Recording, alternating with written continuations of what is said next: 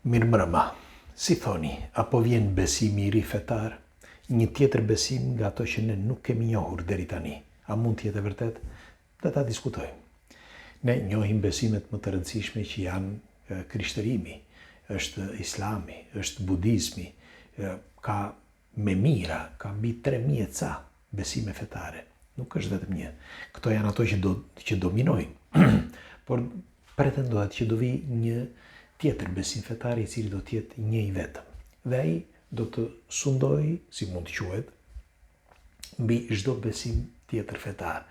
E di që për dikë këto ndoshta duken si fantazi, sepse dikush thotë si mund të vi një besim fetar që mua të më ndryshojë mendimin nga besimi që kam. Për shembull, një budist e zëm. Sepse nuk do bëhet për një kohë brenda një kohe të shkurtër, por do bëhet brenda një kohe shumë të gjatë. Dëgjojeni me kujdes, sepse është vërtet për ta diskutuar dhe do ta mbani mend këto fjalë që po ju them tani.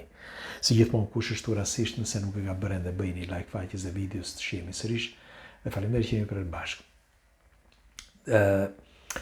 Tregohet që do ketë një ngjyrë tjetër, një formë tjetër, një besim tjetër të një perëndie ose të një zoti, por nuk do t'jetë si sot.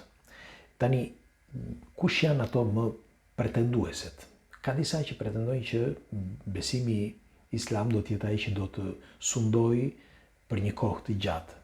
Tregohet, sipas disa profecive. Por unë besoj që ky besim I ri ka filluar prej kohësh. Pra, përsa I përket besimit që do t'jetë një besim, le të themi, asnjanës, I pa deshifruar.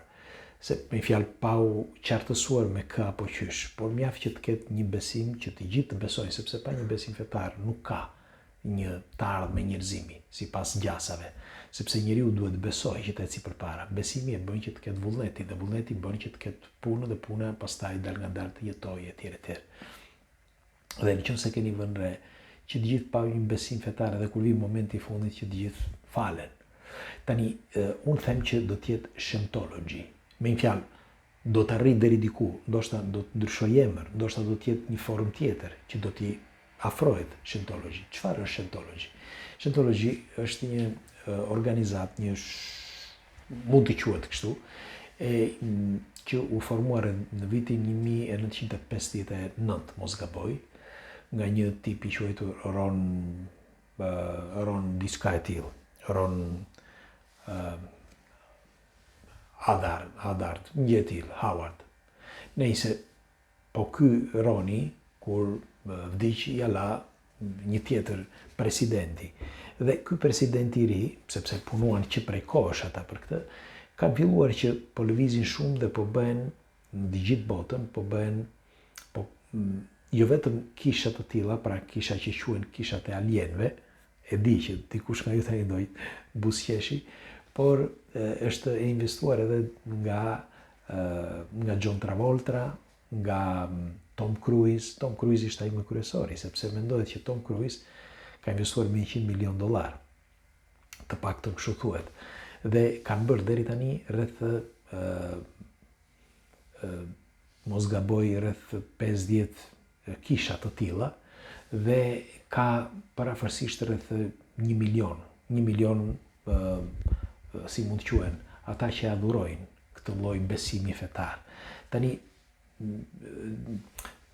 është pak e ndërlikuar që të flasësh për këtë, sepse e di që për shumë nga ju që janë besimtar të flakt, do mendojnë që çfarë është kjo gjë e re, sepse gjithmonë gjërat e reja friksojnë, sepse nuk e njeh dhe frikson dhe padyshim fillojnë dhe polemikat dhe kjo është pika 1. Por pika tjetër është që secili ka besimin e vet. Dhe në një moment të tillë, gjithsekush do thotë pse duhet të marr pjesë në një gjë si kjo, për shembull kur un kam besimin tim. Sepse mendimi im është që do ta bëjnë dal nga dal, pra do të ulin nivelin e besimit, siç kanë bërë deri tani, po ta shikoni, e filluan nga vitet 70-80, nëse mbani mend, dhe tani ka arritur në maksimum.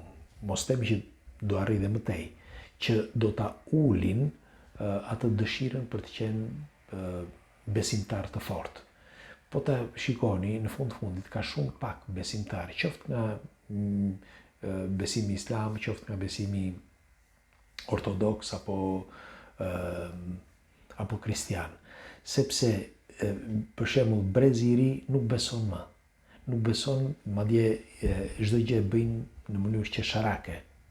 Dhe kjo tregon që, se duhet parë nga një këndvështrim nga larg, kjo tregon që me kalimin e kohës e kanë bërë larjen e trurit. Duke larë trurin, kanë bërë që secili të mendoj në mënyrë personale.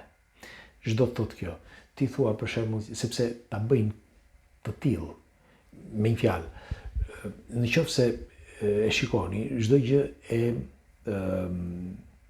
krahasojnë me diçka shkencore. Shkenca thotë që nuk ka, okay, nuk ka. Kjo për shembull është kështu, e ka thënë ai që është profesor, doktor dhe tani është kështu. Dhe pa e menduar, bëjnë gabime të rënda.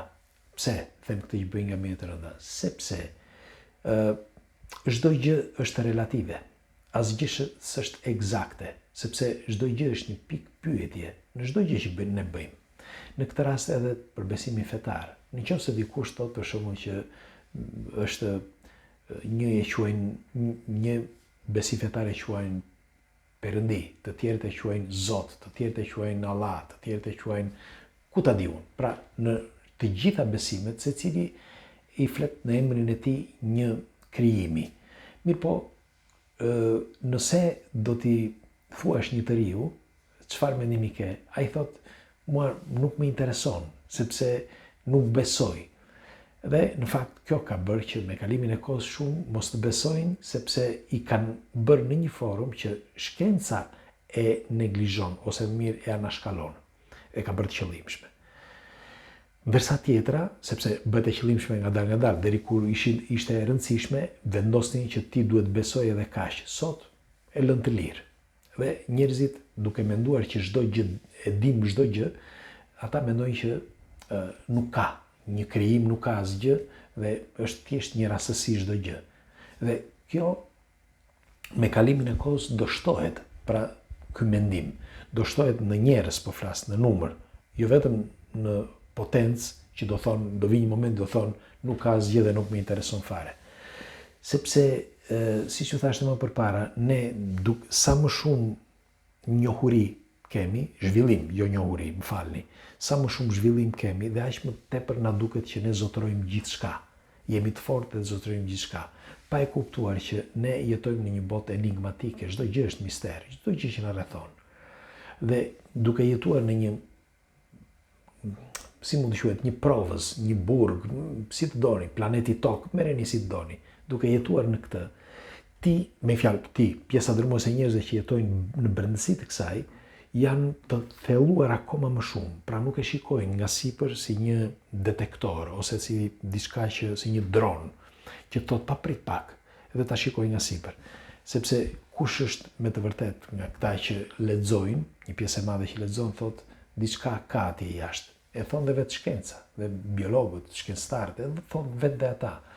Mirëpo njerëzit e thjesht, sepse ata janë që është vala e madhe që i tërheq dhe pjesën tjetër, njerëzit e thjesht nuk besojnë më dhe kjo do t'i ndaj njerëzit dal nga besimi.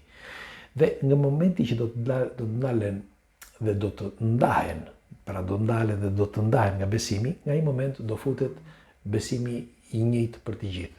Do dal një ligj. Dhe ky ligj do thotë duhet që mes s'bën të besoni në diçka. Dhe do dali ai që ka tani mund të jetë kjo kisha e alienëve, mund të jetë në fjalë shentologjia, apo mund të jetë në një diçka tjetër, pak rëndësi ka. Por e rëndësishme është ajo që po thoshe që dal nga dal do shkohet deri atje. Sepse kjo ka arritur deri tani si rrugë. Dhe ju doja t'ju pyesja juve. Nuk do ndodhë sot për sot, duhet kohë për këtë, por doja t'ju pyesja ju çfarë mendimi keni për një gjë të tillë. Dhe mundet që të jetë kjo shoqat, kjo shentologji, siç ju thash që kanë investuar edhe jo vetëm aktorë të mëdhenj siç ju thash John Travolta apo Tom Cruise, por edhe njerëz me influencë. Bile thuhet edhe disa politikanë që nuk bëjnë emra. Në fakt, secili nga këta që merr pjesë aty është një nga organizatat që ka më shumë siguri, qoftë brenda, me fjalë që nuk futesh dot, është e pamundur të futesh, është vendi më i blinduar i planetit. Ky Scientology që thash, me fjalë ka disa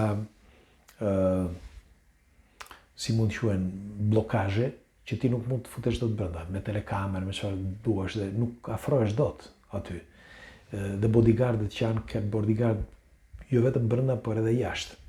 Dhe në një vend të tillë që është tepër i rezervuar dhe për më tepër me njerëz kaq influentë dhe për më tepër kanë investuar, duke ushtuar dal nga dal në gjithë botën, unë mendoj që do të jetë kjo si mund të quhet si ajo më kryesorja që mund të ndryshojë besimin në përgjithësi. Tani dikush nga do thotë po mirë, po ç'lidhje ka? Nëse ndryshon kjo, do të jetë ky si besim, mund të vendosen edhe ligje. Ligje që do të vendosen pikërisht nga ata, sepse duhet dini që besimi fetar dhe politika ecin një. Ndonse kanë gjoja mendime të kundërta, por janë vetëm i njëjti mendim, vetëm ecin paralel. Megjithatë, pres komentet tuaja. Natën e mirë.